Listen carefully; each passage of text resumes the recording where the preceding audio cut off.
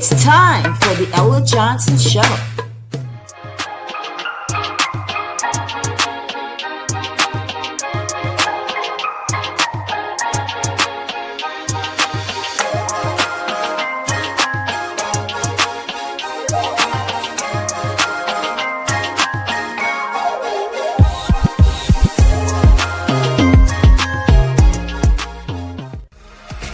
Thanks for tuning in to the Ella Johnson Show, where there are two sides to every story. Enjoy the broadcast.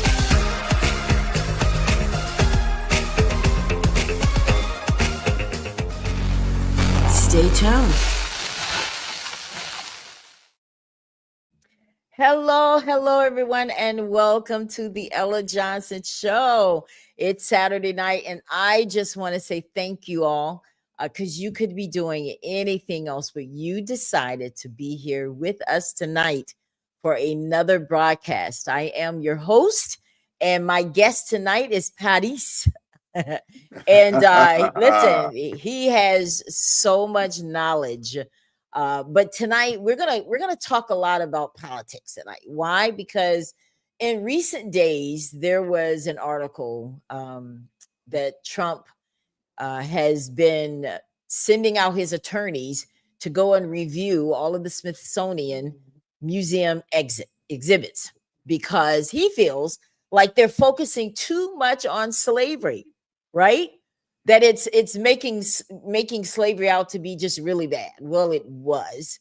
And, gone are the days where we would have a president that would just kind of try to be a unifier, right? And a lot of his rhetoric has just kind of been resonating with a lot of people. Well, we're going to talk about it, unpack it tonight. But I want to introduce my guest. Paris is right here in Orlando. He is a father, grandfather, great-grandfather. He's a social observer, and he has just been doing so many things here in Orlando. He's on a lot of different committees, and he does a lot in the Muslim community. Welcome again. It's been a while, but welcome again to the Ella. It's been a while. It is such a pleasure to be back with you and to be open to this audience. What a pleasure it is to be back with you again, Ella. I know. I'm so excited. And looking forward to a spirited conversation here about all these things that are going on. But we'll just give a crack at it, and let's hopefully present stuff to other people for them to at least just take a look at it. Absolutely. And let's see if we can't have a meeting of the minds. There are a lot of things that are going on. A lot of them don't affect each and every one of us, but a lot of them do. So I leave it to you, my dear lady. You tell us where we go. All right. So let's start out by watching this video, guys. We'll be right back. President Trump is calling for a review of Smithsonian museums. The president said the exhibits need to better reflect the successes of America. But as Alan Devlin reports, museum supporters say celebrating the present isn't possible if we ignore our nation's past.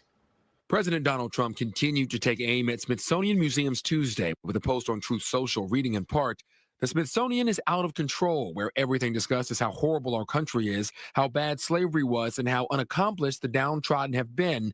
Nothing about success, nothing about brightness, nothing about the future."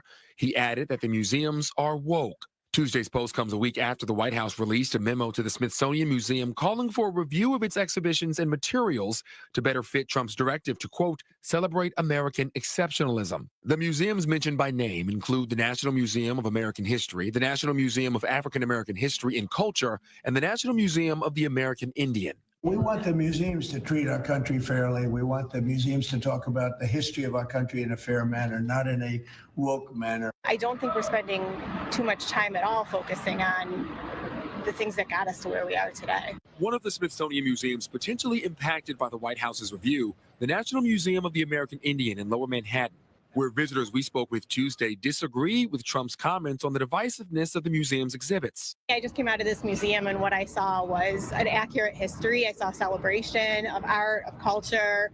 And yes, obviously bad things did happen to Native Americans here in New York and across the country. So how can we move forward if we're asleep at the wheel? Artistic director of the ASP Arts Collective, formerly known as the American Slavery Project, Judy Tate, added that acknowledging and learning from the darkness of the past is how you make America great. This idea that acknowledging history isn't a positive, wonderful, incredible thing, and that it doesn't make this country great, I feel sorry. I feel sorry for people who feel that way. But a former Trump White House communication director said the presidential portrait gallery is in part what is leading to Trump's desire to conduct a review. There's been partisanship at the Smithsonian for a long time now. And President Trump is also calling for each of the Smithsonian museums to submit their detailed plans for celebrating America's 250th birthday, what the White House calls the most important milestone in our nation's history.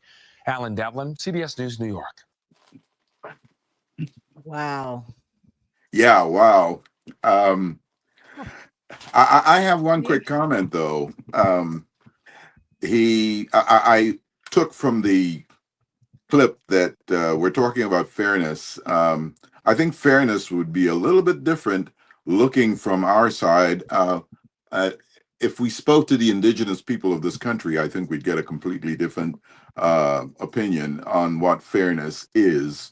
And so that just completely goes out the window. I think that we want to just, how should we put it? You know, when we whitewash everything, pardon my term, when you whitewash everything and make it nice and pretty and you ignore a lot of things. There are a lot of things that you're sweeping onto the rug. And to just think that you can go ahead, so now we're going to go to the Smithsonian and we're going to say, well, let's tone down all the stuff that you have for, you know, blacks and indigenous people and everything else, and let's just pretend that they don't exist. Right. And that they never existed and that they never made any contributions, and we'll just go on from there. We'll be absolutely fine, because after all, think about it for a second. Columbus discovered America. Hey, there was an America here before he came. Exactly. Okay? So so when we look at that, it's easy for us to go ahead and say these things, but let's think about what we're trying to accomplish here and what we're trying to do. Are you trying to rewrite history? Are you trying to rewrite things that have been done, gains that have been made over a couple of hundred years now? Are you going to just ignore that fact and just put out something different? You know, not to make the comparison, but Adolf Hitler wrote a book called Mein Kampf, and one of the things that it espoused was the fact that if you tell a lie over and over and over and over again, you'll believe it. People will will believe it after a while. Exactly. Okay. And maybe that's what we're doing. If we believe that, you know, these folks that they didn't contribute anything, they didn't do anything, really, and we're just going to sweep that completely onto the rug and say forget about it. So let's go back to something though. Sure. Paris. Okay. He's saying that slavery, that the museums are making it look like it was just so bad. Okay, you and I had a conversation before this broadcast, and we talked about slavery, and you mentioned some things that I was like, wait a minute, I didn't really know that. So it was a horrible thing. It was the first sin of this country that it continued. They made it legal. And then when they abolished slavery, you still didn't want them to go. And you still found another way to still benefit from slavery through prisons. Okay? Absolutely. So it's like, what is Trump thinking in that he's thinking that they're making it look bad? It was bad. Why doesn't he want that exposed? Well, you know, when we look at it and we think in terms of, for example, some of the things that some of Trump's and some of the other people that go along with Trump believe that we should not be focused on reality. We should not be focused on telling people the truth the way it is. We should burn books and force people to not learn things. And of course, we're here in Florida where that is rampant. And so that's absolutely fine, because we want to create a narrative that says, okay, let's go ahead and I'm going to use a term here, whiteify everything. Let's just put whitewash everything, and let's just make it the way we say. And what we're saying is, we're going to forget about slavery. We're going to forget about the 12,000 ships that brought millions of blacks to this country. I have a granddaughter that went to Africa, and I believe she was in Ghana, and she saw some of the camps where slaves were held, and from where they were shipped off to America. And yes, you hear people talking about, oh well, you know, there were chiefs and there were other folks in Africa that were actually grabbing their own people and sending them over here. And so, okay, you want to use that narrative, that's fine. But you brought all of these people over here, and now you want to pretend that you didn't do anything, that it was not against their will. They weren't running around saying, let's jump on this boat. Exactly. You know, there was no bonus. There were no bonuses. There were no gifts. No, there was nothing. It was chains. Okay. It was to benefit America. That is correct. And America benefited greatly. America is still benefiting from all of those things. Okay. Free labor for how long? Okay, you know, we want to get rid of, we want to abolish slavery, because now we're going into the industrial revolution here, and we need workers. And what's the best way to do this? Let's free the slaves so that we can take them and put them in ghettos and keep them still separated. And that's going to be absolutely fine. Let's go back to slavery for a second. Some of the things, some of the wrongs that were absolutely put against our people, it's just mind-boggling. I'm telling you. It's just mind-boggling. And you want to turn the page? This is an inconvenient truth for you? I'm sorry that it is, but it is the truth. And it's still going on. And you yourself, Mr. Trump, have not exactly shown yourself to be a friend of people of color. Of course not. Okay, you've not shown yourself to be that. You've not even shown yourself to be fair. Okay, so if we look upon you with a jaundiced eye and we say, hey, this guy is not altogether. Well, I gave you guys the Civil Rights Act, 1964. I gave you the Voting Rights Act. Wasn't that enough to right those wrongs? I don't think so. I don't think so. Because you're taking that. You're trying to take all those civil rights away. All of them back. All of them back.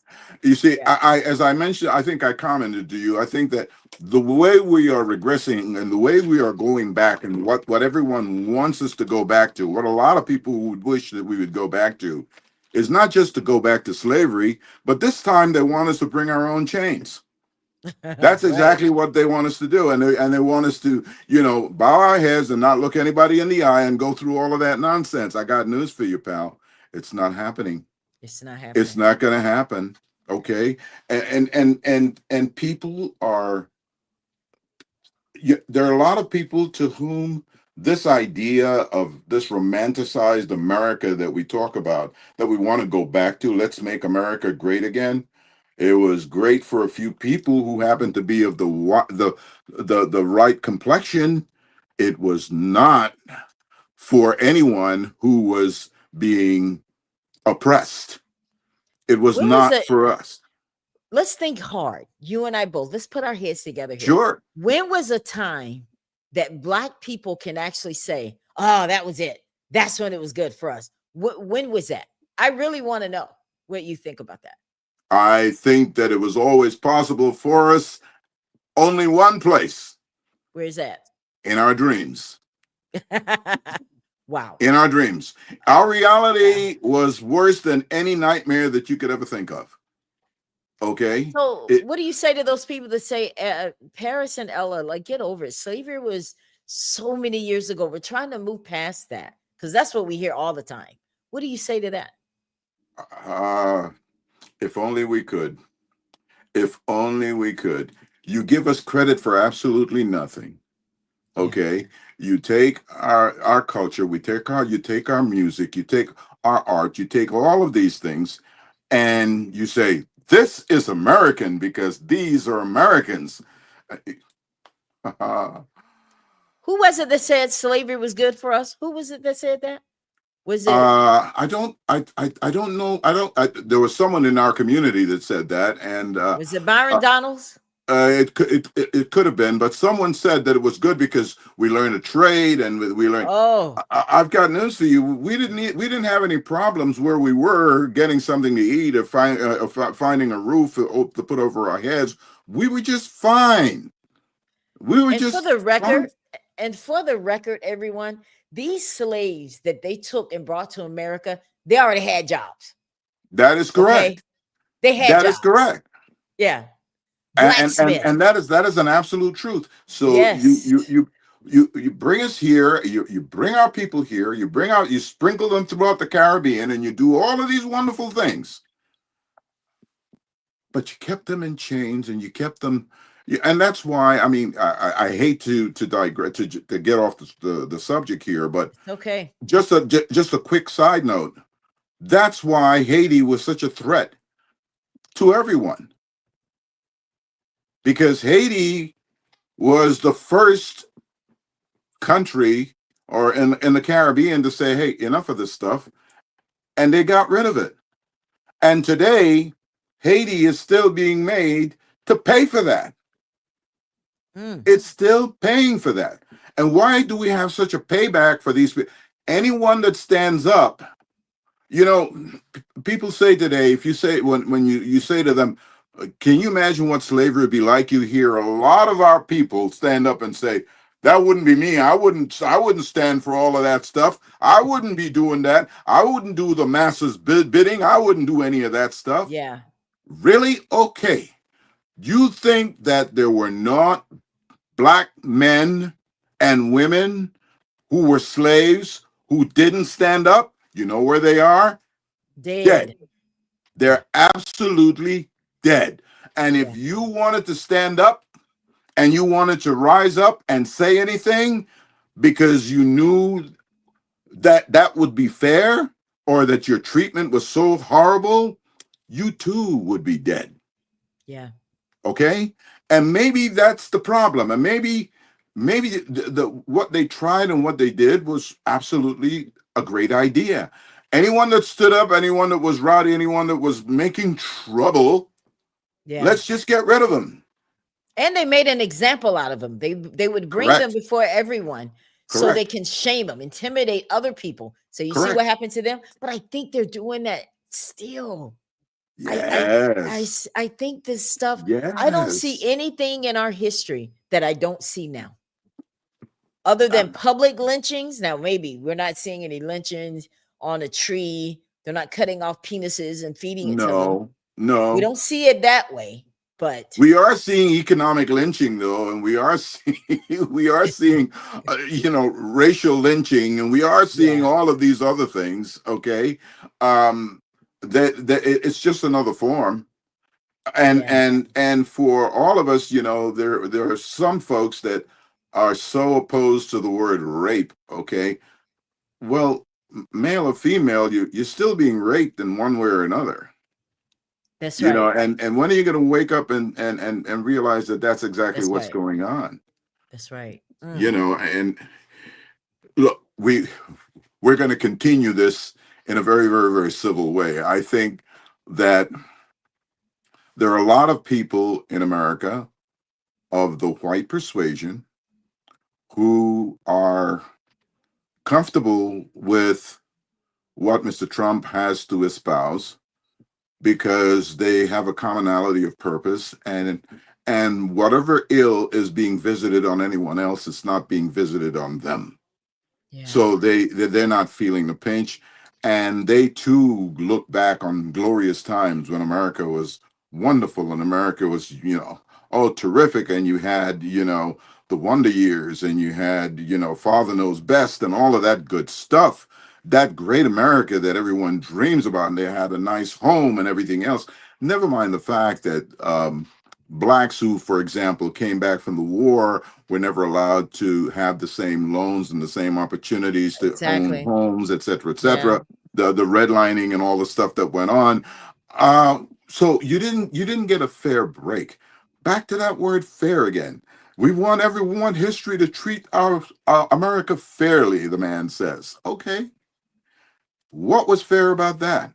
And despite all of that, we've made advances in spite of all the things that the obstacles that you've played against us. And you still want to make it harder. You don't want to make it easier. You want to make it harder.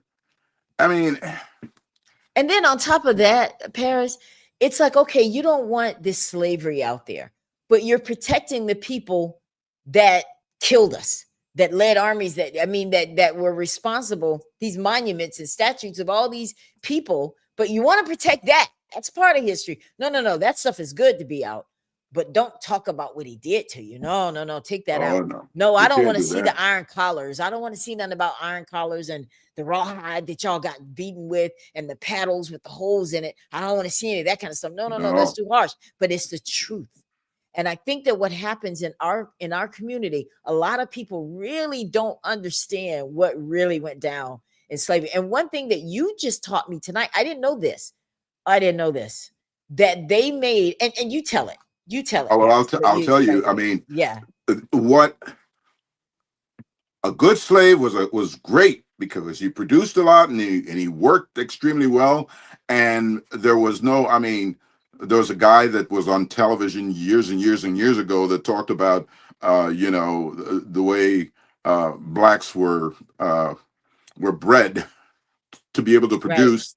Right. And so if a black man grew up, had a mother, and he grew up and he was strapping and he was strong and he worked and all of her children were of that ilk, and he was a fine specimen, then that man was made to lie with his own mother to create other slaves who were of like situation in terms of physicality and ability to learn and to work and to produce.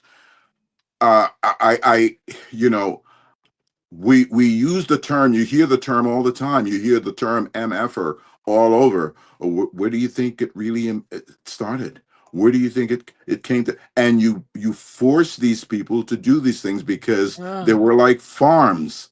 They were like farms. If these women were able to bear children and bore what they considered to be excellent and viable children, then hey, let's have them, combine with each other. It doesn't really matter. It's just like you're raising a litter of dogs or a litter of cats or a litter of anything.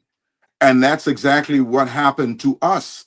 And that is a truth that we want to ignore, that we want to take this and shove it onto. And a lot of our own people are not recognizing that, don't want to pay any attention to that, don't want to look at that.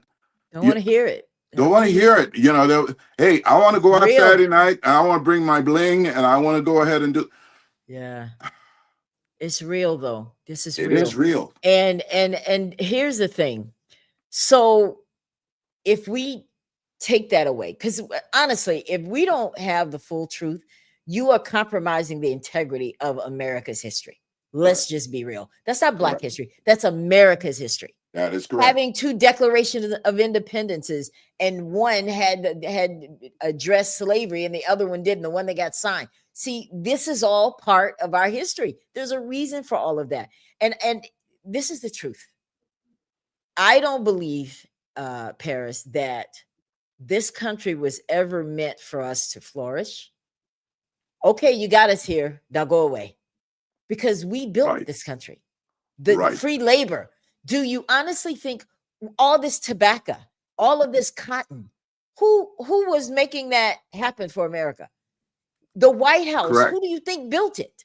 Correct. Now you don't want us in it, but we're the one that built it. Like, this is what's real, Paris. And it pains me when, number one, a lot of us don't know our history. And number two, when we defend this stuff that Trump is doing and saying, yeah, because I was watching a video today, I think it was on CNN.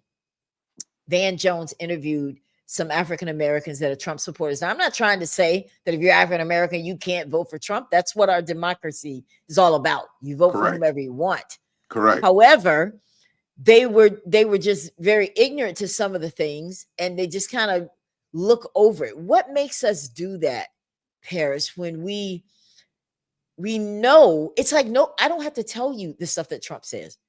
He says it Right. he says it, he does it. Correct. Why do we have this thing where we can look at that and then say, well, Democrats, you're not doing your job either. You're out here doing this and doing that. You say one thing, do another. I thought you guys were supposed to be the party of the compassionate people. You're out here doing the same thing he's doing. Like, it's crazy. Speak on it for me. All right, I'll tell you one thing. We can go back. Let's use this as the beginning. The South lost the war and won the hearts. Okay? Because virtually, even though the South lost the war, everything that came afterwards, okay, kept in place things that would keep emancipated blacks down. All of the laws, all of the chicanery, all of the deceptions, all of the stuff that was done after that was done for one reason: to control and keep us, down. That was That's the purpose. That's and real. and they were able to justify it. Of course, No. What happened? He's gone. Come back.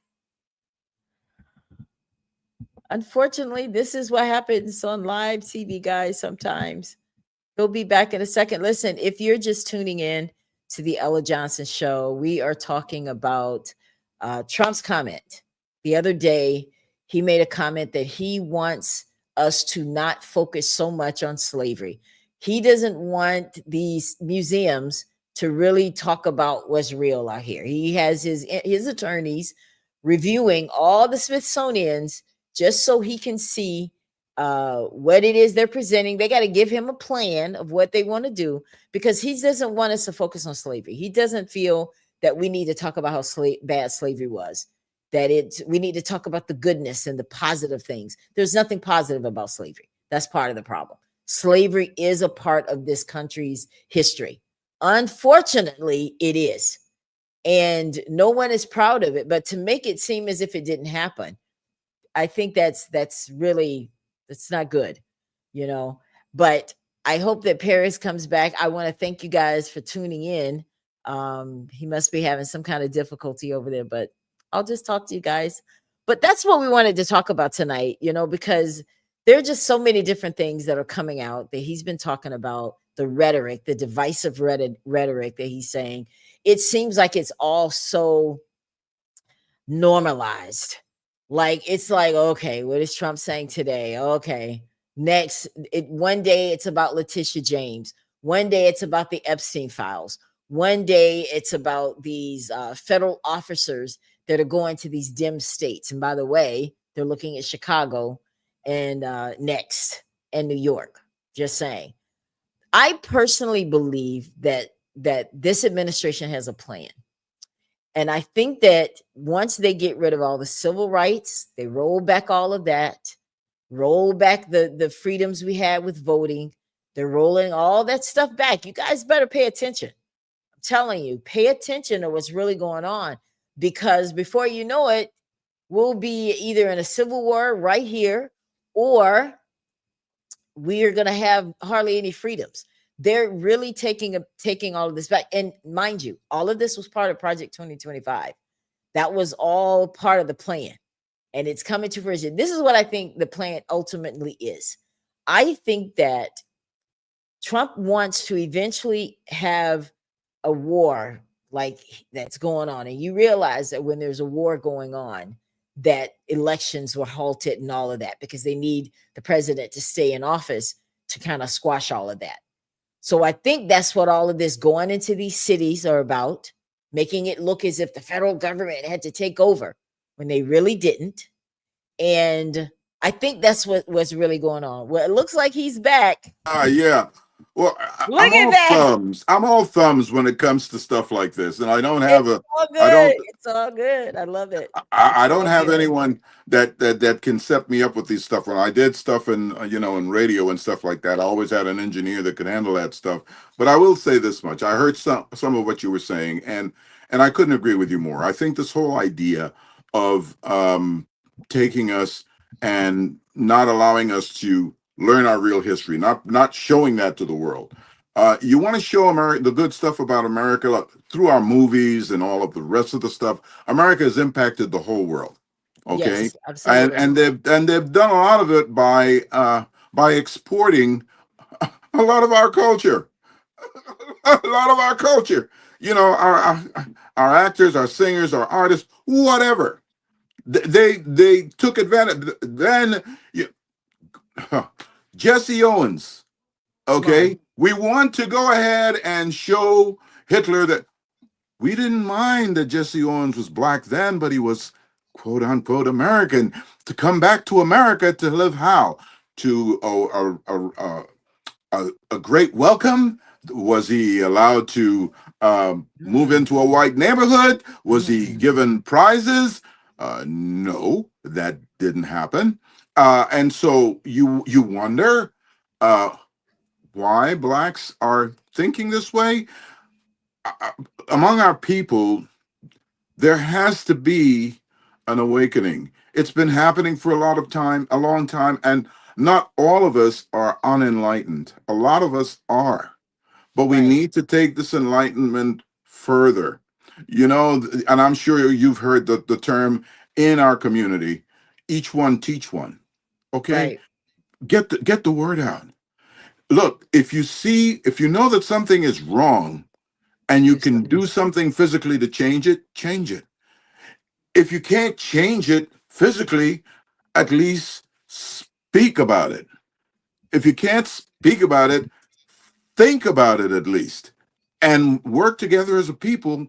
Find folks that have common ground and keep moving forward, because we can't just sit down. Look, we all like this roof over our head. We all like to get 3 square meals a day. We all want to get, some kind of a little car, a little house, or something. We all want to raise our children. We all want to do all of these wonderful things. But we also have to understand that we need more than that. Yeah. We need more than that.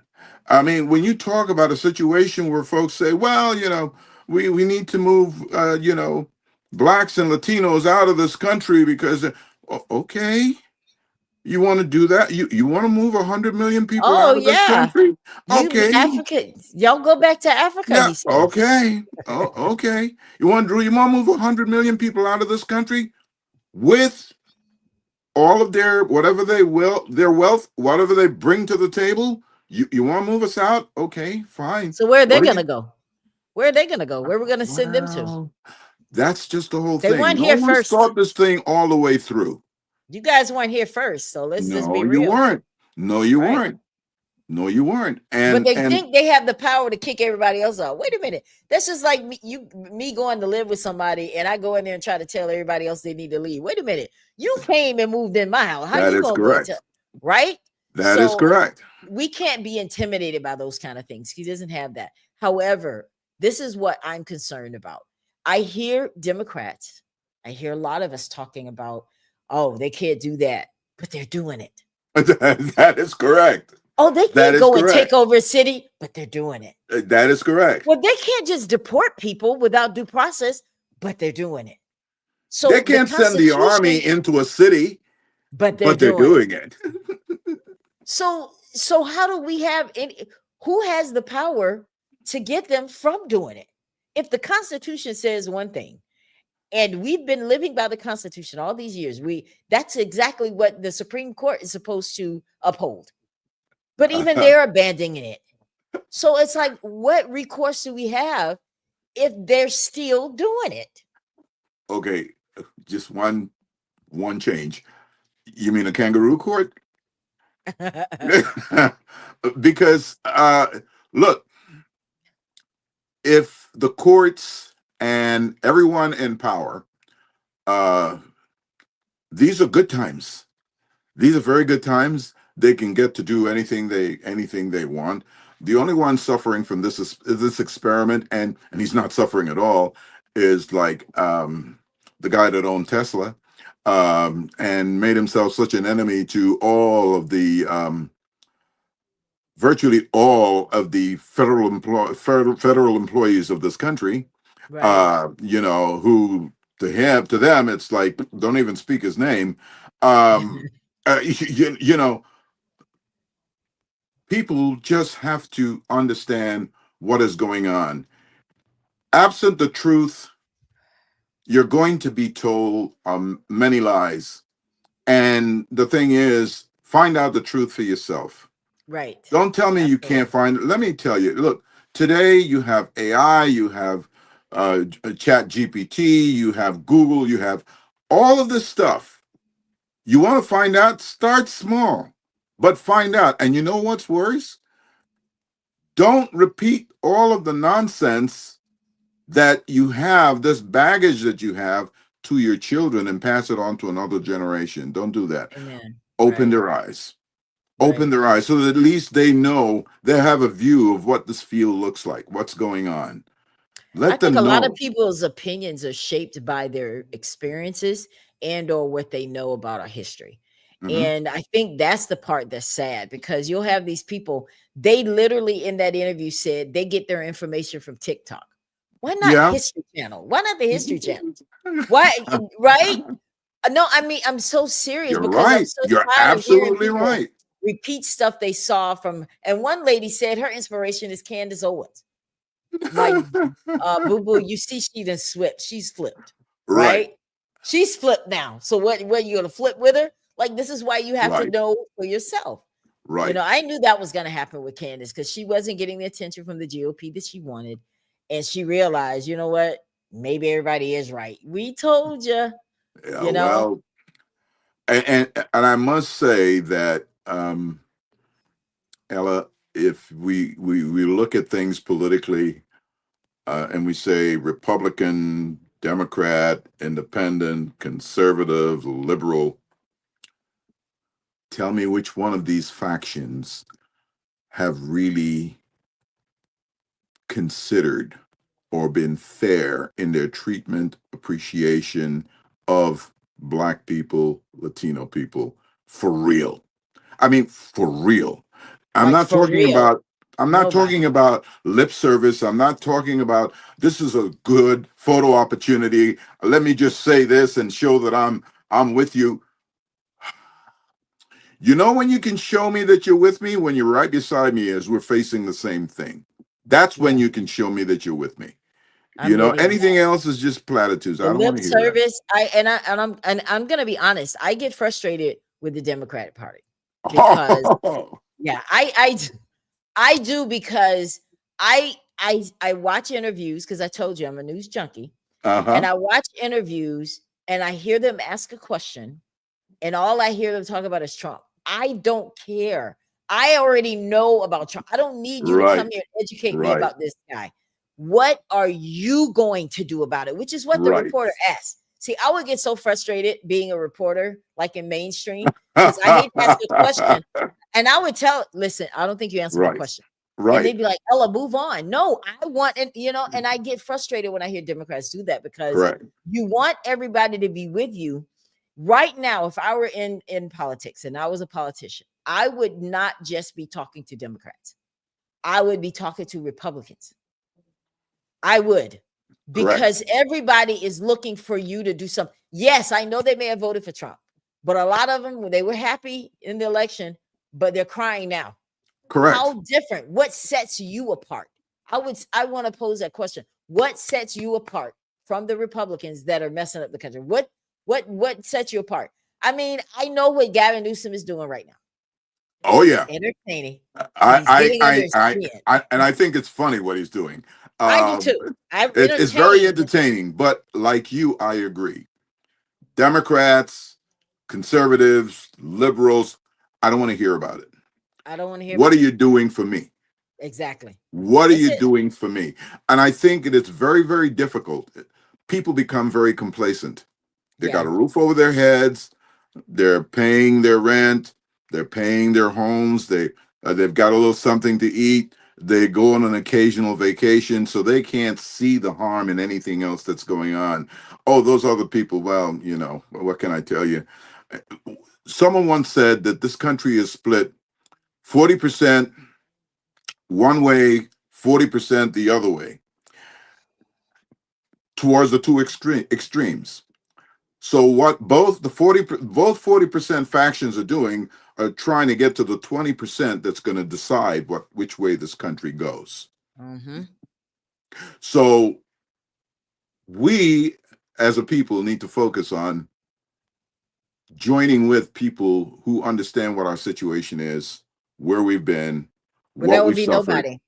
Well, I understand that, but you know what? As you said yourself, there are people in our own community that still don't understand that either. Okay, Yeah. so let's start by educating them. As I said, each one teach one, and let's open a dialogue with folks that at least are willing to feign fairness, Okay.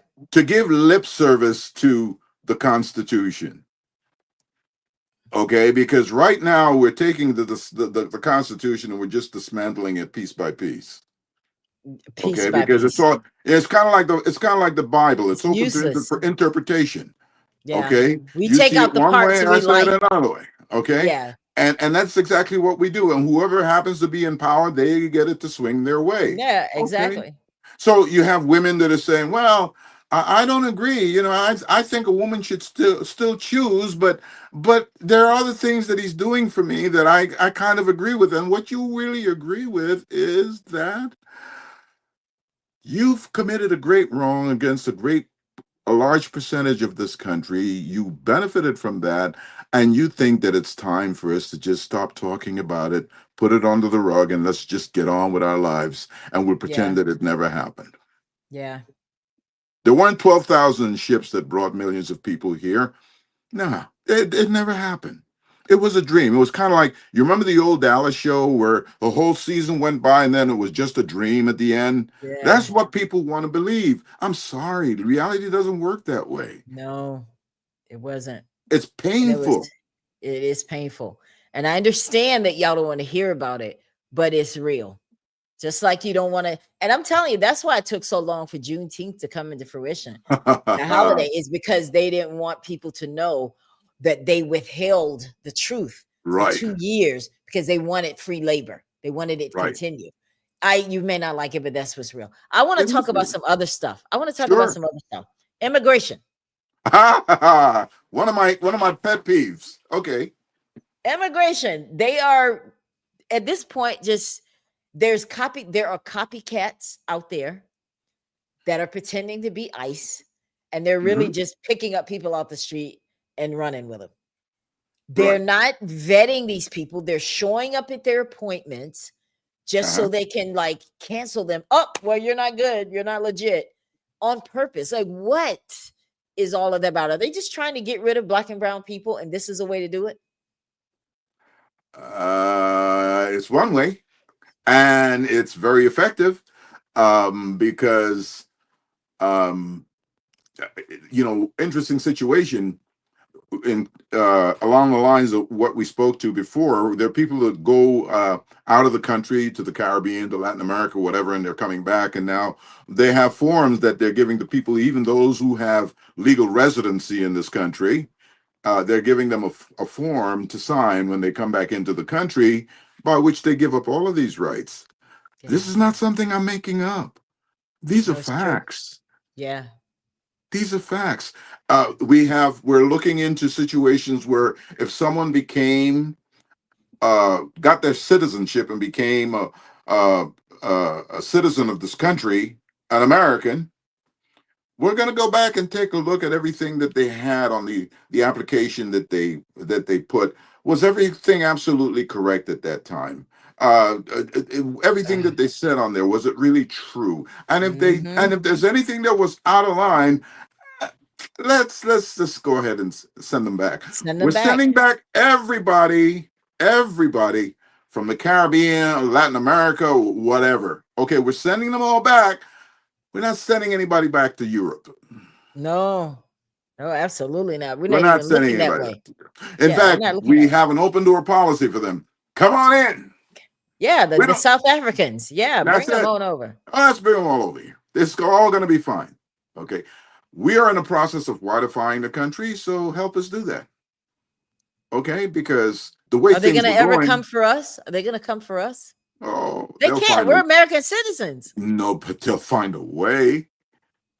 They'll find a way. But that's scary, Parrish. It You're is scary, telling but me. tell me that you don't recognize the nature of what you're dealing with. Tell me something that they have not been capable of. True. Lying, cheating, stealing. Really? You're killing. Tell me something they've not been capable of. So if they've been capable of virtually everything, why should anything be a surprise to you? That's true. It's disheartening, It is. discouraging. It is. Because I don't understand like what happened. Like, do you think there's some kind of spiritual aspect to this that's making this man like just hate black and brown? Like, how was he able to fool people enough to get them to vote for him? Like, Well, I don't get it. Because he appeals to a certain segment of society that looks wistfully back at another time, and let's face it, white privilege existed. It didn't exist perhaps prior to the Civil War, but it certainly existed afterwards. I mean, think about it. You had Irish people that came here as indentured servants and worked for a while, and then they were given certain freedoms and certain things, and then we invented this one little word. It's called white. You are white, and then the Italians came, and there were all kinds of epithets for them, but eventually what we did was we looked at them and said, and you too are white. And for all of the other groups that came along, Italian, all of them, you are white. And with that came white privilege.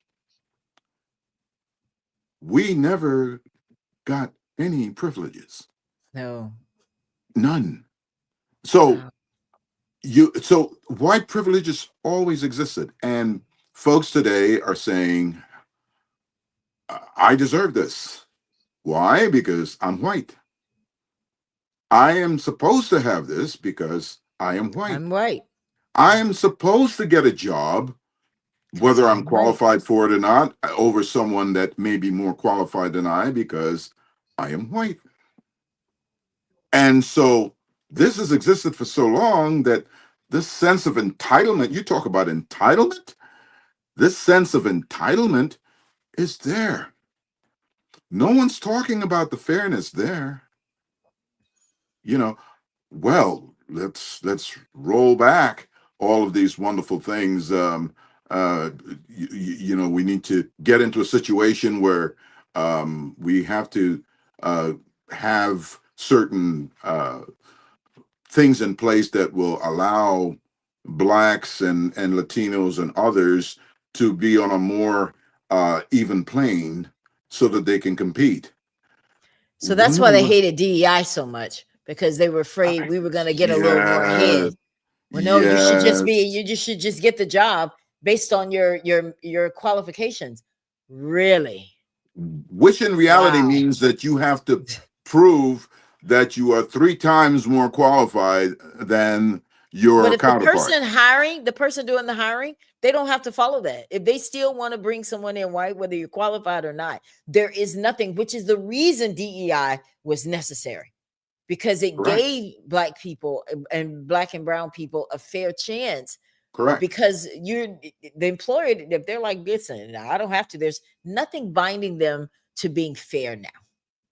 No, and now it's okay. I mean, we have a situation like now they almost feel entitled to just do anything they want. I mean, the situation we were talking about before with Target, okay? Oh, where another one. These are folks that now feel entitled to just go ahead and roll things back.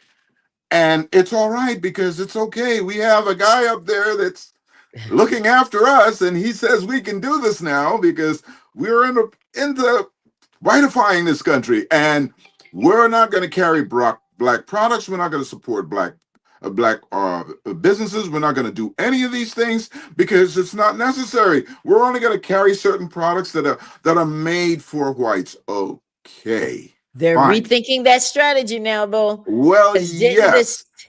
Now, so what does the CEO do? He steps down. Steps down. He steps down, and then he steps up to a higher position within the organization. Okay, with a golden parachute that you and I should only live so long as to be able to get that. Okay, yeah. I'll tell you the truth. If we got that, there are a few thousand people that we could help out immediately. Right. Immediately. Absolutely. Okay, but this is okay. This is acceptable.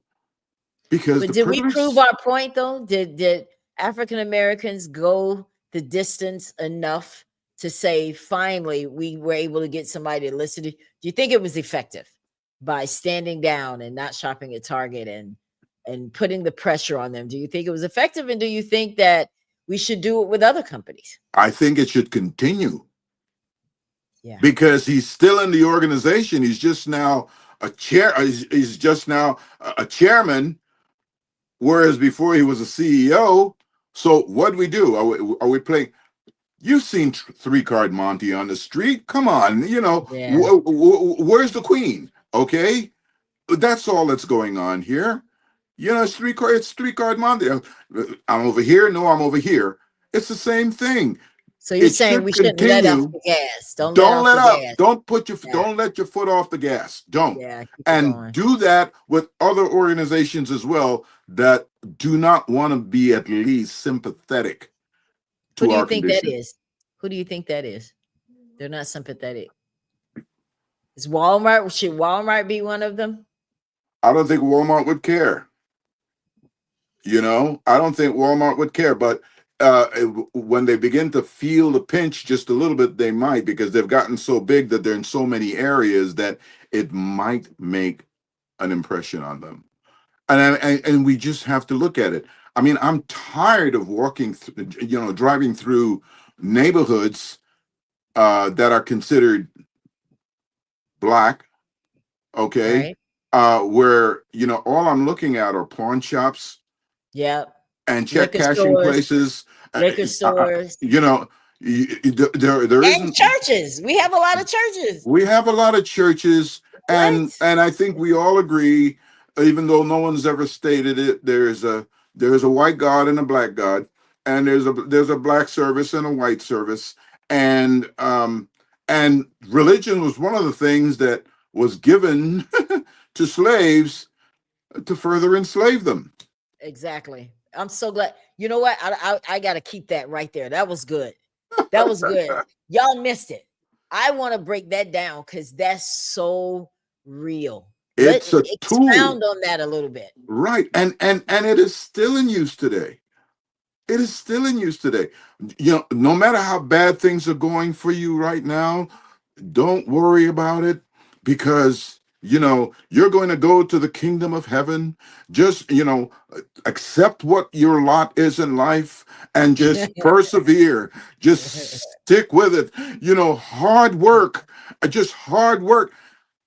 The biggest and most offensive 4-letter word that has ever been hurled at Black people in general and Latino people as well, the 4-letter word is lazy. How can you look at people who virtually helped you build this country, brought you to such prominence in the world, and use the word lazy? Right. How could you? Lazy? When they were looking after, tending your children and feeding them and so forth and so. Were they lazy? Yeah. Really? Were they lazy? I think not. It's because when they say lazy, they're looking at or thinking they're looking at statistics from Section 8 SNAP benefits, Medicaid, and all these kinds of things. And I think that's where that comes from. When we know that there are a lot of Caucasians that are on that take You're right. advantage There are of these. more people on more white people on Section 8 than there are black people on Section 8. That's a fact. If you That just is look a at the fact. numbers, It is that's a true. fact. There are It more is true. people on Medicaid that are white than there are black. I mean, Right. and all of these, go back to the old term, welfare. There were more white people on welfare than there were blacks. Yet, every time you had an expose, well, this lady was doing something and she was getting an extra check from welfare, and who was it every time? It was always a black person. A black person. Meanwhile, a supervisor working in the area of distributing these checks found a way to connive the system, stole 10 times what this woman did in a year. But that's a white collar crime, and he's a white person, so Exactly. he gets a Say it. slap on the Say wrist. it. And we're going to put this in front of everybody. This black woman beat the system for a couple of checks. Yeah. Okay. Yeah. It's true. Don't we get tired of playing the same record? Yeah, it's true. Let me ask you a question. I wanna ask this. Epstein files, the slavery situation comment, and all of this. Do people really care? Do people really care about Epstein files? Do they really care about slavery? And I'm talking about us, our people. Do we really care about, get over it, Ella and Paris? Okay, so they want to take slavery out. We know what happened to us. Who cares what they think? Is that kind of what you feel or see or hear coming That from apathy, inside? that exists. It exists because it exists among the ignorant, the folks who, they have eyes, but they refuse to see. Okay. You can lead a horse to water, you can't make him drink it. Okay. And people are moved to act or to create change or participate in change only when their shoes pinch them hard enough. They're not feeling anything. I got a job, it's at McDonald's, but I make a living. I got a few bucks I can still go out on a week. I can get to the club. I can do this. I can do that. My kids, I may not be able to, but I can put together a few cents and I can get them their clothes and their stuff for school, and everything is okay. And you know what? I don't have everything in the world, but I'm getting by. Are you getting by? And are your children going to be able to get by? Yeah. I mean, what are we doing here? What are we doing? So, what are those people that say, what difference does it make? I don't care about that. I care about being able to feed my kids. I care about being able to afford my rent. I don't have time to deal with this slavery stuff y'all talking about. I don't have time to be concerned about that. I make $7.25 on my job, and I have to work 3 jobs just to be able to pay my rent. And with the rising, and if somebody's making $7.25 an hour in Florida, right, they don't have their own place. They're probably staying in a hotel somewhere, and they probably got to team up with about 2 or 3 people to do that. Absolutely. So how do we one get of them people? better have good credit. Wait a minute. Do they check your credit to stay at the hotels? I don't know that they do, but please continue, because you're absolutely right in what you're saying. Do we really care, or is there a disconnect? Yeah. Is there a disconnect? Yeah. There's a tremendous disconnect, but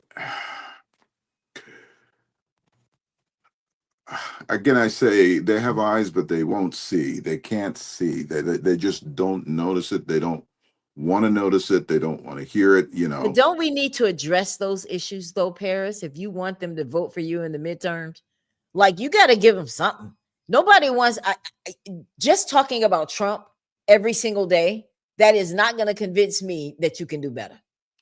How you're going to convince me you can do better? Do better. Absolutely. And there's one advice I would share with you. If you want to know what's going on in the news, take your television set and punch into news from other parts of the world. Absolutely. Find out what Al Jazeera Yes. is saying. Find out what the BBC is saying what they're saying. Yeah. Find out what they're saying in France about this country, about what's going on in this country. Yeah. You're not going to hear the Trump stuff. You'll hear a couple of things here and there, but you'll find out more about what's really going on in your country from other people abroad. That is absolutely true. You know, and don't just depend on the usual channels here. And of course, the internet is a blessing and a curse. Yes. Okay, because it can educate you. It can provide you so much information. But so it's too biased. Yeah, but why do you gravitate towards the trivial, to things that don't do anything for you or for your people? That's so true. I got news for you. Yeah, go ahead. I can't tell you how many people don't know about what's happening and how they're dismantling Civil Rights Act and the voting rights. I'm like, do you realize that what they're trying to do with the voting is you have to show like a birth certificate or something to be able to show identity? They don't care about an ID anymore. Yeah. They want a birth certificate. Now, mind you, my birth certificate has a different name than I have here. Right. Like I go by Ella Johnson, but my ID is Ella Campbell.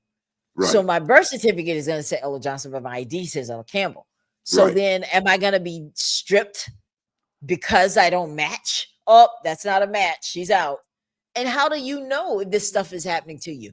This is the kind of stuff that they distract us from, that they're doing behind the scenes. Yeah, smoke and mirrors. And, you know, make a big explosion over here while I'm stealing you blind over here. Exactly. And we like that commotion. And, you know, the Romans did it very, very well, and as did many other civilizations before. Let's find a way to entertain the people, and if they're being entertained, then they won't complain, and that's absolutely fine. But if you wake up one morning and look at yourself and realize that you're Black and you're not doing something to advance the cause of Black people everywhere, you should turn in your Black card.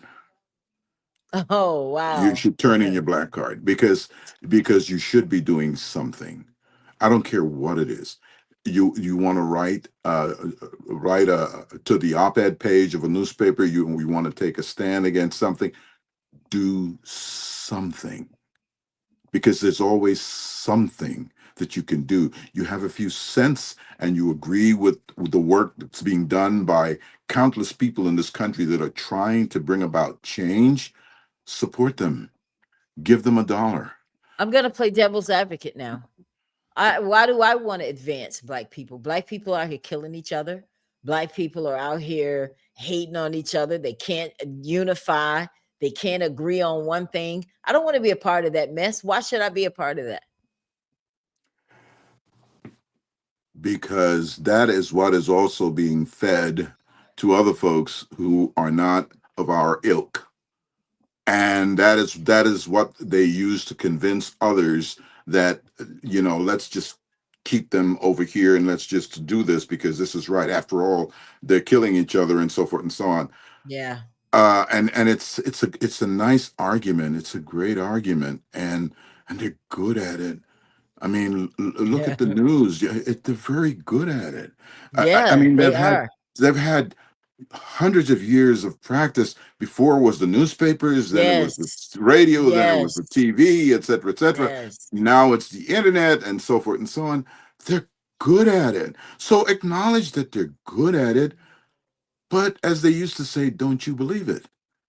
But politicians need to realize that they're good at it and do something about it. Because the same stuff I'm presenting, this is why I believe we lost the election.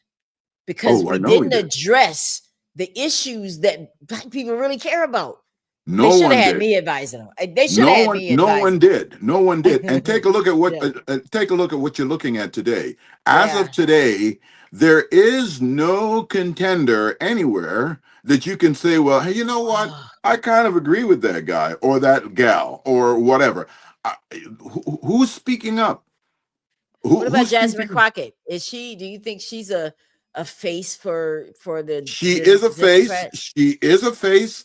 And I don't know if necessarily as a Democrat, but as an, hey, I'm an everybody to everybody. I'm a Right, Democrat, yeah, by my party. I'm aligned with them, but I'm speaking to everybody. right. Speak to everybody because no one wants to speak to everybody in this country. There you go.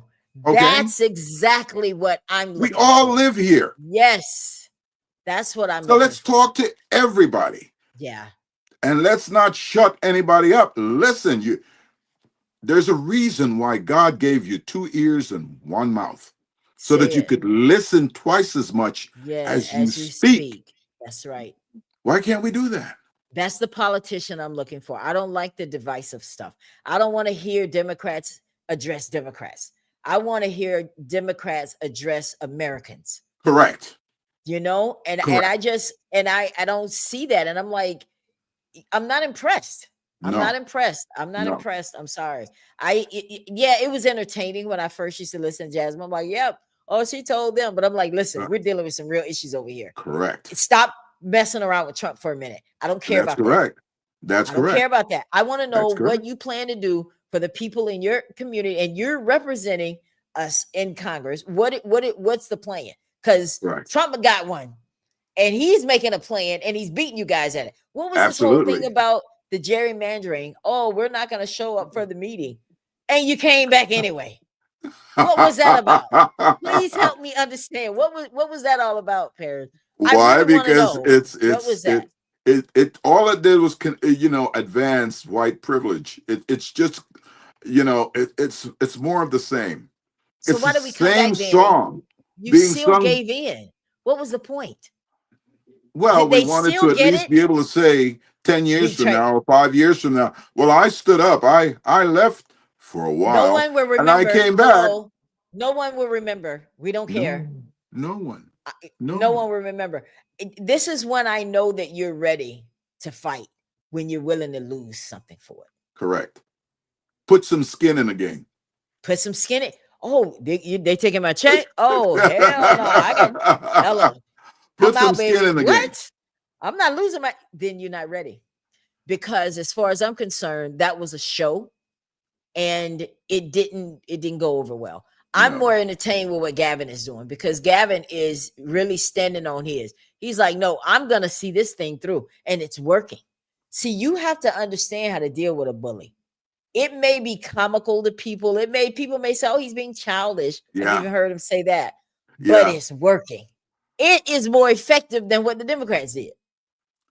Well, then most everybody's doing, because everyone is just more or less resigned to it and just saying, well, it's all over. What are you going to do? What can I do? What can you do? Oh, I'll tell you what you do. Find the folks in your community that are like-minded, band together, and find other people that are like-minded and support them, okay? And move forward. Move forward. Start in your own community. Start in your own cell blocks. Start in your own neighborhood. Move on from there. It has to start small. We need some help in Florida, Paris. Don't you agree? Well, I don't know. I think Florida is far gone, but that's okay. We're not gonna have it. Global warming might very well wash Florida away anyway, and we'll all be Ooh, gone don't say anyway. that. So, but Don't and I say hope that that. doesn't happen. But before that happens, tomorrow we have a governor's fight here. Byron Donalds is excited because Trump has given him his blessing. I'm like, dude, really? That's nothing to be proud of. And it's almost like, because people who he has given their blessing have lost. He's not that popular right now. So you might not want to brag about that. But Florida is so far gone. It's just it's sad. He has carte blanche to do whatever he wants, and he's run into a few things, but he needs to run into a few more roadblocks, because some of the things that you want to do about disguising what has been a truth and acting as though reality is not reality, and that all the things that have existed and all of the wrongs that were done. Ask him how he feels about not having other folks, other Latinos come into the country come into Florida. And I've seen them on TV. I've seen the farmers on TV, bemoaning the fact that they can't find people to work, and they're willing to pay them really good money. Yeah, But yeah, even I though saw they're that. willing to pay them good money, people don't want to do that kind of work because that's hard stuff to do. But they're taking away our jobs, and we need to push them out so that they're not here, and so forth and so on. Ella, we could go on forever and ever and ever, and there's so many things for us to cover. And this has been, this has been a good exercise, but we need to do more than just talk about it. People need to be energized. People need to understand. That's what we've lost. We've lost hope. And I think the reason we've lost hope is because we keep saying stuff that Trump can't do, and he's doing it. We're not going back. Well, it looks like we're going back to me. That's correct. Before you know it, we're gonna be reinstating Jim Crow. Absolutely. With the approval of the Supreme Court. With the approval of the Supreme Court. Because when you go back to what Jim Crow was, and it was the voting rights and civil rights, all of that kind of wrapped that up. Well, if you've gotten rid of that, now you're exposing Jim Crow again. It's like, okay, we can go back now. So we keep talking about we're not going back. Well, we are. Absolutely. And we haven't figured out how to stop it. And I think that's the key for us to be successful in the midterm is we got to stop all this Trump bashing. It's not going to get us the votes we need to win.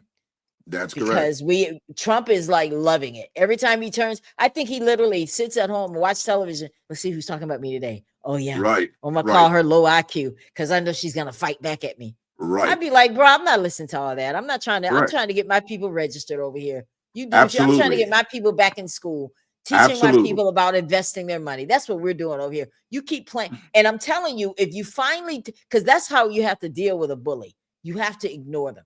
He's going to get tired of just ranting and raving and nobody's responding. Right. And I don't want to hear from all the people that can eloquently describe everything that they're against. I want to know, what are you for? Say it. Okay. What are you for? What are you for? Okay. Yeah, absolutely. You're a politician. Tell me what you are for, and how is that going to be? How am I going to feel a commonality of purpose with you that I'm going to be able to embrace what you're saying? Yeah. Politics makes very strange bedfellows, and I agree. Okay, but let's be welcoming to anyone that understands what's going on and who does not see the prospect of if not having our first dictator, at least having our first junta that will run this country, because they will so coerce the laws and change everything in such a way that the folks that are in charge will stay in charge, and they will never move, because everything will be done in such a way that you think that you're having a say, but you really don't have a say. Yeah. And I don't think that people are not stupid. They understand. They're just too comfortable. Yeah. They're just too comfortable. Well, I think that I think we're in a very peculiar place right now in this country. I know we came on, we talked about the slavery and all that kind of stuff, but at the end of the day, Paris, we have to figure out what is going to help us, our people, our communities. And there's certain things that we're doing that we have to be accountable to, that we have to change. Right. And one of those things is not being unified. But we got to give people something to unify to and for. Yeah. And I think that I accept and embrace what you said before. We need to speak to all the people. Yeah. We need to speak to all the people. That's what I loved about Obama. I don't care what stripe you are. Yeah. It doesn't matter to me. what are you going to do for me? What are we going to do for each other? Go to the Republican areas, have town halls, take the tough Right. questions. That's even correct. Even if it's tough. Even That's if correct. this, I know I would have been a great politician because I'm very honest and I care about everybody. I don't care about Dems, Republic. I care about what's right. And even if I have to go to the other side and change some things, I would do that because maybe they have better ideas. I'm not going to say that Democrats are right about everything. Maybe someone, and see, that's what I liked about Obama. He brought everybody to the table. He utilized, and that's what good leadership is. You got to recognize your strengths and use them and build from it. And I think that has been the weakness of the Democratic Party is we've forgotten how to do that. And the other thing is that, as Shakespeare said, this above all, to thine own self be true. Amen. Because it follows if you can't be untrue to yourself, you'll be truthful to anyone that you deal with. If you are truthful to yourself, you'll be true to everyone else that you deal with. And we just need to be true to ourselves and stop for a second, take a look. Yeah. You don't like what you see, change it. And then speak to someone, reach out. I don't care, black, white, I don't care where you're from. Okay. Right. If you see the wrongs that I see and you're as uncomfortable by what you're looking at as I am, you know what? The enemy of my enemy is my friend. Okay. And it's that simple. Yeah. It's that simple. I don't care if he happens to be a midget. I don't care if he happens to wear a mohawk. I don't care. I don't care. If we have a commonality of purpose and we understand what's going on and we can make moves along those lines, let's do it. I got one more question. Should churches be involved with politics and candidates? Should they be leaning you one way or the other? Or should they not be involved at all? Well, didn't we have supposedly in our Constitution, or at least in the beginning, we said that there had to be a separation of church and state? That's what it said. Why do we have this intermingling now? Money. I don't need a pastor to tell me which way I should vote. I should be looking into that and figuring out how I should vote by myself. And if I want to convince people in the congregation to think like me, I should be able to do that. But I don't need a pastor to tell me, because I don't need a pastor that's collecting for the building fund and having, you laughed.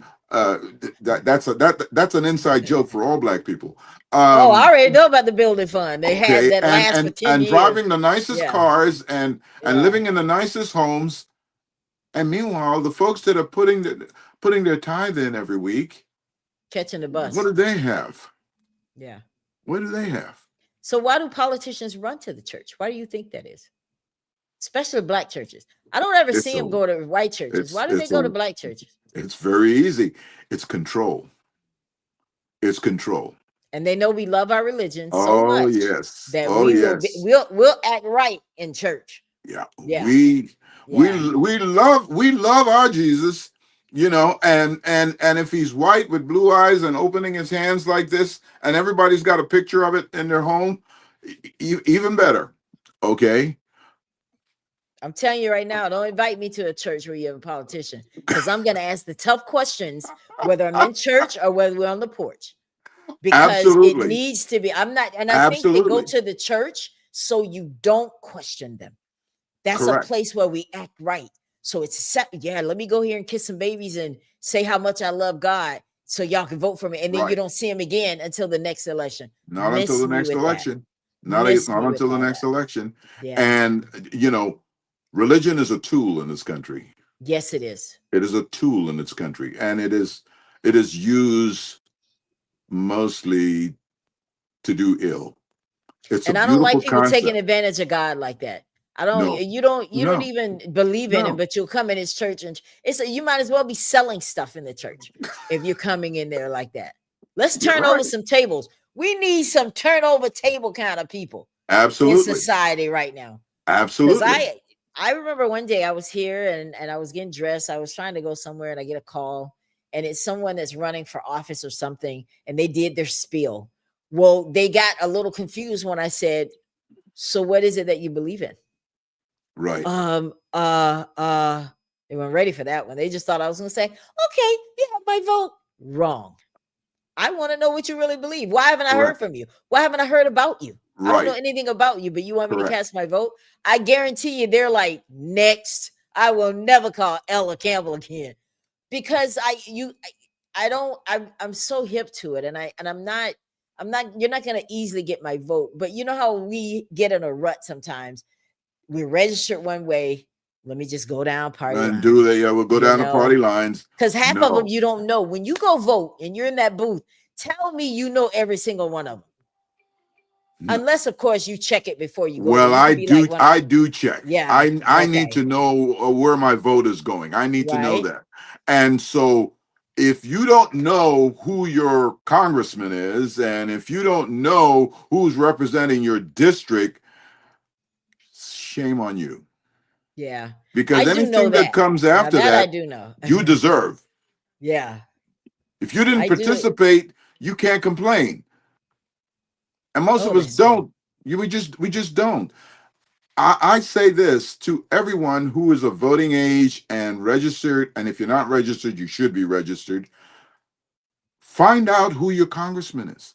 Find out who your senator is. You can easily find that on the internet. You can find it. It's easy. Yes, it is. It's very, very easy. Find that out. Find out what their thoughts are on the issues that matter to you. Do they align with what your thoughts are, what your feelings are? And if they don't, then you should vote against this person, or at least find another person with another point of view. Don't you owe it that much? Don't you owe that much to yourself? I think that is very good. And I think that we should start having conversations like this more, especially closer it gets to election time. Absolutely. Because it saddens me. And then when you take a place like my hometown, Monroeville, Alabama, and I see, and I know elections are coming up, and you see how things have been the whole entire time that person's been in office, and then we'll just go vote for him because he's won a certain race that aligns with us. Not everybody is for you. I mean, just because they have your same skin color doesn't mean they have your best interest. That's why you have to ask, and demand. It's okay to demand. One thing I learned when I was in my PR internship, I learned how this whole thing works with getting bills on the table so that you can get them talked about. You have to call your congressman. You have to email them. You have to get other people to email them. And I didn't realize all of that happened, Paris. I really didn't until I ended up in this internship. I said, that's how it's done. Handwritten letters, emails, phone calls. Absolutely. Every week. And one of the bills that I was fighting on actually got passed on because I was all over it. I even sent letters to the papers, TV, everything with what I was pushing. And I said, that's how we get stuff done, man. Absolutely. That's how you do it. And what you did in essence was to just gather people who were like-minded, and you gave them the focus. And if each one does that, if each one of us does that to someone else, it's going to reverberate throughout the. Absolutely. Yeah, and I went live and talked about him. Rick Scott. Yes, I did. Yeah, I did. Okay. I Rick Scott. Ooh. Shall we move on? Yes. Because we could be here all night. Yes, we could. As I don't mean him any disrespect, but we're talking about Mr. Spaz here, but that's okay. I feel you. I understand. I don't mean to denigrate the gentleman, but I think that we could have an entire show just on Rick Scott. But anyway, we'll leave that alone. And really, you can have that on so many politicians here in Florida who mean absolutely nothing to anyone. They love the status quo. They want you to be apathetic. They want you to be downtrodden. They want you to give up. They want you to just say, well, this is the way it is. And, we got to, I can't fight City Hall. Yes, you can. So what Yes, you are the can. last words that we can say to everybody about where we are in this political realm right now and how we go to the next, how do we move from this? Okay. We're not in a good place, but we all know that, right? That's true. We're not in a good place. We need to be further educated. We need to become involved. We need to, as I said, at least know who your congressman or congresswoman is for your district. You should at least know that. Okay. Exactly. And find out how you can leave them a voicemail, leave them an email or something. Hey, listen, I just like to find out, how do you feel about some of the important matters of the day? What's your position on so and so and so and so and so? Let's start there. That's very, very easy to start. Okay. Let's start talking to people who oppose the way we think. Let's start opening up the discussion. Absolutely. You don't believe, for example, that there's any such thing as white privilege? Okay. Let's talk about that. Right. Let me prove to you where it is. Right. Okay. And if we can do that, then we can start to bridge the gap. Yeah. Let's start with that. Good idea. And let's just have respect for each other, and let's not just rely on the stereotypes and everything else. And let's be all inclusive. Absolutely. Latinos, you're feeling the pinch. Cubans in Miami, you're feeling the pinch. We have a big cabana here that can take in all of you. Welcome. Yeah, but they were trying to be separated from us. They thought they were better than us. Absolutely. Like, all right, you understand you're here because of us. Don't get it twisted. Oh, yes. But it's easy because now I'm here. I got a car, I got a house, I got all of this stuff, So, and I'm a little lighter than the other people in my neighborhood. So that's absolutely fine. No, it's not. And just so you guys will know too, that whenever you go to your congressman and you email and make messages and stuff, they have interns. And what happens is they take a list of all of that and present it to that congressman. Correct. And they have to look over it every single day. That's right. So they are getting it. They have to. That's part of the job. Just so you won't think that, oh, they're not getting it and you give up. No, you go at them in all kinds of ways. That's right. I'm telling you, it works. Let your voice be heard. Let your voice be heard. It may seem like a very simple thing, but think about it. You pick up a phone and you call for a pizza delivery, right? And they keep you on the phone for about 5 minutes so that you can place your order correctly, give them your address, your phone number, your credit card number, and all. It takes about 5 minutes. Why can't you invest that in 5 minutes in trying to contact your congressperson and establishing something where you can be someone who reports back and lets them know what your thoughts are? I agree 1,000%. I would love to see you on the ballot, Paris. That's not going to happen. Right. I'm alive now, and all the people in this country that speak the truth and go their attitudes and opinions are counter to what a great many people would like to dream that exists in this country, somehow they get shot and they get hurt and their families lose. And so, no, I'll stay in the background, but I'll still keep speaking because I want. So you ain't trying to get shot? Is that what it is? Yeah, because I'm not thin enough to have a bullet miss me. So I'm really not all about that. So no, listen, everybody helps in their own way. It's absolutely find a way that you can help and help. Yeah. This is one of the ways that I do. I think we should have more discussions like this. I appreciate you coming on. We try to touch on a lot of different things, guys, because there's so much. But the reason for this tonight was about that slavery comment and whitewashing our museums with, because at the end of the day, it loses its integrity if we can't be honest. And we shouldn't want to be that kind of country. You did wrong to African Americans. You did. Absolutely. You brought us from Africa, came here. They had jobs. They had families. You came here. We lost our identity. And then, you did it. You did that and own it. You But did don't not try to make allow it. them, right? You did not allow them to even bring any of their own traditions and practice any of their stuff and Exactly. any of their stuff here. So you took away their entire identity. How Yeah. many of us in this country can trace our family back more than 3 generations? I can't. I would love to be able to do that, to be honest with you. And I that's want what to they know took the away from tribe us. I came from in Yeah, Africa. I want to that's know. what they took away from Yeah. us. Yeah. So What about these African Americans that think I ain't from no Africa? I ain't grow up in no Africa. I was born right here. What do you say to those people that think they have no affiliation with Africa? You can continue to think that.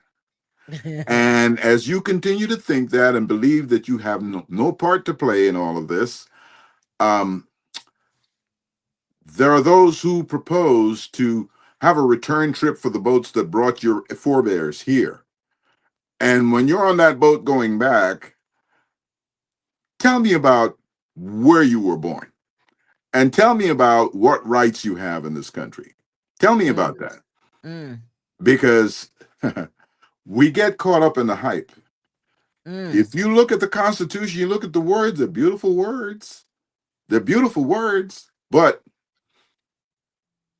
don't get so caught up with it that you don't realize what your reality is within the context of this.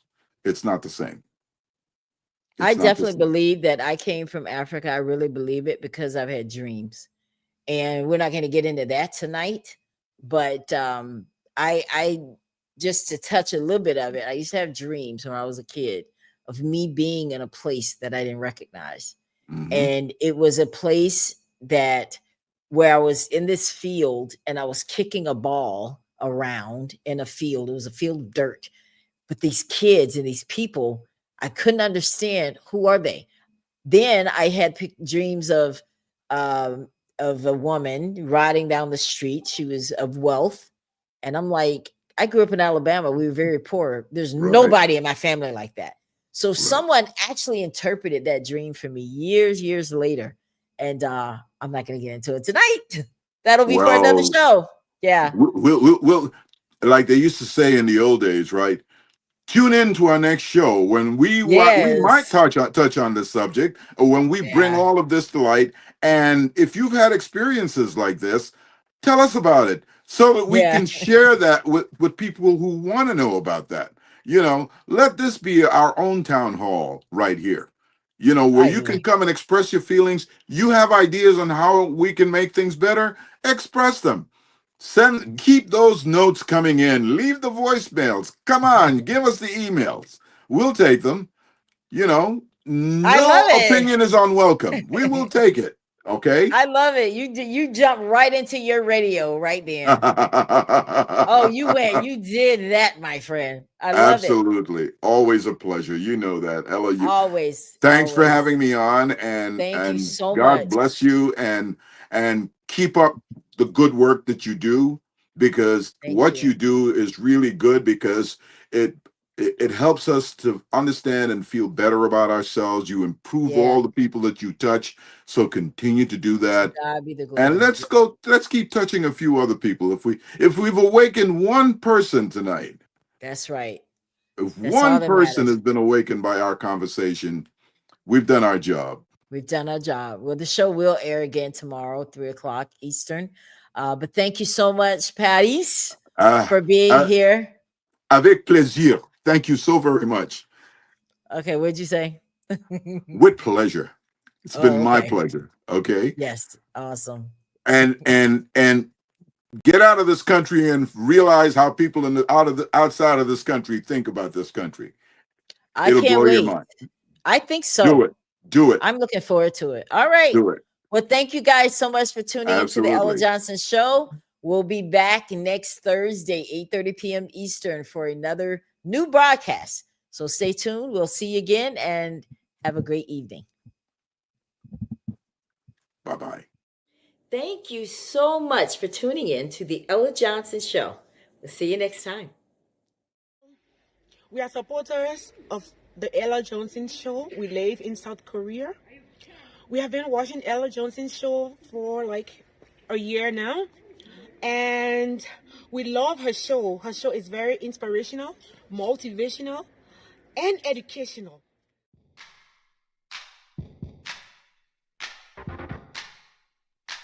If you would like to be a guest on The Ella Johnson Show, send an email to theellajohnsonshow@gmail.com or send a text message to 407-334-6997.